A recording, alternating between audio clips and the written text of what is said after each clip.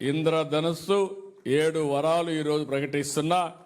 భవిష్యత్తులో కూడా మీకు అండగా ఉంటా. ఒకటి, దివ్యాంగులందరికీ ఉచిత ప్రయాణ సౌకర్యం ఏర్పాటు చేస్తున్నాం. మీలో కూడా ఆత్మవిశ్వాసం పెంచడానికి అన్ని స్థానిక సంస్థల్లో మీరు గెలిస్తే ఒకరుంటారు. ఒకవేళ గెలవలేకపోతే ఎక్సెఫ్షియోగా ప్రతి ఒక్క బాడీలో మిమ్మల్ని పెట్టే బాధ్యత తీసుకొస్తాం. రాజకీయాల్లో రాణించాలి, ప్రజాసేవ కూడా చేయాలి. మూడోది, దివ్యాంగులకు ఆర్థిక సబ్సిడీ పునరుద్ధరణ.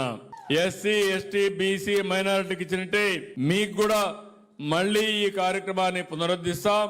క్రీడల్లో పూర్తి స్థాయి భాగస్వామ్యం.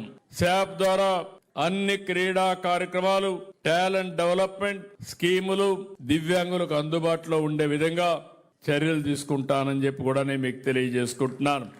ఐదోది, మీరు ఎక్కడ టిట్కోలా గాని ఎక్కడ ఇండ్లు ఇచ్చినా గ్రౌండ్ ఫ్లోర్ లోనే మీకు ఇల్లు ఇచ్చే ఏర్పాటు చేస్తామని మీ అందరికీ హామీ ఇస్తున్నాను.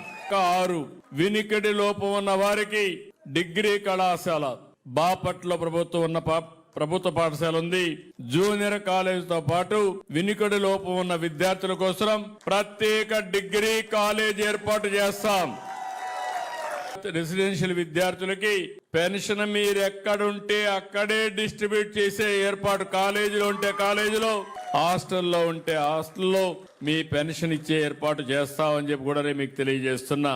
అమరావతిలో ప్రత్యేకంగా మీ అందరికీ విభిన్న ప్రతిభావంతుల కోసం ఒక భవన్ ఏర్పాటు చేస్తాం.